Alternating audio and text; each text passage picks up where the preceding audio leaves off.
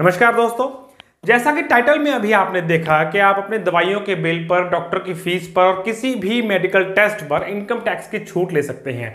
Title में हमने लिखा सिर्फ सीनियर सिटीजन, लेकिन यहां हम आपको यह भी बताएंगे कि कैसे सिर्फ सीनियर सिटीजन ही नहीं, 18 साल से ऊपर की हर व्यक्ति जो इनकम टैक्स की रिटर्न फाइल कर रहा है ऐसे मेडिकल के खर्चों पर इनकम टैक्स की छूट ले सकता है। इसमें जो सबसे बड़ी एक शर्त है कि जिसके नाम से आप ये छूट लेने वाले हैं उसका कोई मेडिकल इंश्योरेंस ना हुआ हो।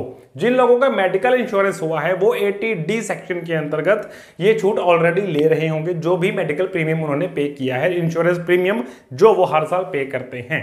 जिनका कोई भी मेडिकल इंश्योरेंस नहीं हुआ है, पर्टिकुलरली ओल्ड एज के अंदर, जब हम इंश्योरेंस की सबसे ज़्यादा ज़रूरत समझते हैं लेकिन हमने पुरानी गलतियां की हैं, हमने कभी भी इंश्योरेंस नहीं करवाया और अब या तो कंपनीज इंश्योरेंस करने के लिए राजी नहीं होती हैं और अगर करती हैं तो प्रीमियम इतना हाई होता है कि हम उसे करवाना नहीं चाहते, या वो प्रीमियम पे करने के बाद हमें उसका कोई फायदा नजर नहीं आता इतना हाई प्रीमियम होने पर। इन सब चीजों का हल आपके लिए आज की वीडियो में मिलेगा कि आप कैसे 50,000 रुपए तक की छूट अपने आम जो दवाइयों के, डॉक्टर की फीस के, जो भी कोई ब्लड टेस्ट है, एक्सरे हैं, अल्ट्रासाउंड है, इन सब के जो खर्चे हैं जो आम तौर पर 60 साल की उम्र के बाद एकदम से बढ़ जाते हैं, उन सभी खर्चों के ऊपर आप इनकम टैक्स के अंदर छूट पा सकते हैं। और ये छूट आपको मिलती है इनकम टैक्स के सेक्शन 80D के अंतर्गत। 50,000 रुपए की छूट आपको मिल सकती है। इसके कुछ नियम और शर्तें हैं जो कि बहुत सरल हैं, अभी हम वीडियो में आगे इसको डिस्कस करेंगे। ये डिडक्शन कौन ले सकता है? ये डिडक्शन 60 साल से ऊपर की उम्र का हर व्यक्ति ले सकता है, या 60 साल से ऊपर के व्यक्ति के लिए उसके बच्चे भी ले सकते हैं। अब इसको जरा समझने की जरूरत है। मान लीजिए मेरे फादर ITR फाइल करते हैं और उनकी उम्र 60 साल से ऊपर है, तो ये मेडिकल एक्सपेंसेस जो उन्होंने किए वो 80D के अंतर्गत आते हैं और वो ये डिडक्शन ले सकते हैं। उन्होंने अगर अपनी ITR फाइल नहीं करनी है, उनके इनकम का साधन नहीं है कोई, तो मैं उनके लिए ये मेडिकल एक्सपेंसेस कर रहा हूं और ये खर्च मैं क्लेम कर सकता हूं, ये डिडक्शन मैं भी ले सकता हूं। यानी मेरी उम्र 60 साल से कम है लेकिन मेरे फादर की उम्र 60 साल से ज़्यादा है और मैं अपने फादर के लिए ये सब मेडिकल एक्सपेंसेस कर रहा हूं, तो ये डिडक्शन मैं अपनी इनकम टैक्स रिटर्न फाइल करते समय ले सकता हूं। इसी तरह से कोई भी डिपेंडेंट, यानी स्पाउस के लिए, वाइफ अपने हस्बैंड और हस्बैंड अपने वाइफ के लिए, अगर वो उस पर डिपेंडेंट है तो ये खर्च क्लेम कर सकते हैं। मैं अपने दोनों पेरेंट्स में से किसी के लिए भी अगर ऐसा कोई मेडिकल एक्सपेंस कर रहा हूं तो ये खर्च भी क्लेम कर सकता हूं। तो सबसे पहली बात ये हमें समझ में आई कि जिसके लिए आप ये खर्च क्लेम करने वाले हैं उसकी उम्र 60 साल से ऊपर की होनी चाहिए। जो ये खर्च क्लेम कर रहा है, जो ये रिडक्शन ले रहा है, उसकी उम्र 60 साल से कम भी हो सकती है, 60 साल से ज़्यादा भी हो सकती है।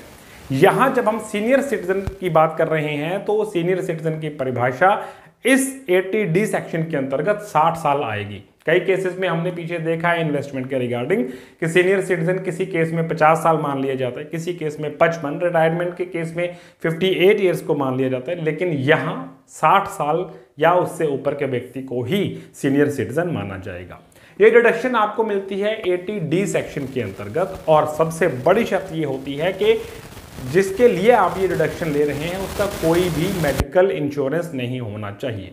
लाइफ इंश्योरेंस हो सकता है, वो एक अलग चीज़ है। जो टर्म प्लान हम लेते हैं वो अलग चीज़ है। जो मेडिकल इंश्योरेंस, यानी बीमार पड़ने की स्थिति में जो आप मेडिकल क्लेम कर लेते हैं कंपनी से, वो मेडिकल इंश्योरेंस या कह दीजिए हेल्थ इंश्योरेंस, वो उसका नहीं होना चाहिए। और सबसे खास बात कि आप किसी भी बीमारी के लिए, आमतौर पर हम समझते हैं कि सिर्फ जो लाइफ थ्रेटनिंग डिसीज़ हैं, बड़ी बड़ी बीमारियां, जैसे कोई किडनी का फेलियर है, कोई कैंसर का ट्रीटमेंट है, उन्हीं बीमारियों के लिए हमें छूट मिलेगी, ऐसा बिल्कुल नहीं है। आपकी रोज़मर्रा की ब्लड प्रेशर की मेडिसिन हैं, शुगर की मेडिसिन हैं, थायराइड की हैं, कोई ब्लड थिनर्स हैं, रूटीन की जो भी मेडिसिन उनकी चलती हैं उसके लिए ये खर्च क्लेम किया जा सकता है। डॉक्टर की फीस जो भी आप साल भर में पे कर रहे हैं, जो भी आपने कोई टेस्ट करवाए हैं, चाहे वो ब्लड टेस्ट है, अल्ट्रासाउंड है, एक्सरे हैं, कुछ भी है, वो सब जो खर्च आपने किए हैं वो भी इसके अंतर्गत क्लेम किए जा सकते हैं। हालांकि कहीं भी इनकम टैक्स के इस सेक्शन के अंतर्गत ये डिफाइन नहीं किया गया है कि आपको इसके लिए किन डॉक्यूमेंट्स की ज़रूरत होगी, लेकिन फिर भी हमारी राय ये रहेगी कि जो डॉक्टर की प्रेस्क्रिप्शन स्लिप है या जो कैश रिसीट है, अगर आपने अपने डॉक्टर से कोई ली है, जो मेडिकल बिल्स हैं, वो जो एक्सरे वगैरह करवाए हैं, ब्लड टेस्ट करवाए हैं, उनकी जो पेमेंट की रिसीट्स हैं, वो सारी चीज़ें आप ज़रूर संभाल कर रखें, ताकि अगर कोई ऑफिसर इस पर डाउट क्रिएट करता है तो वो चीज़ें आपके पास सबूत के तौर पर ज़रूर होनी चाहिए।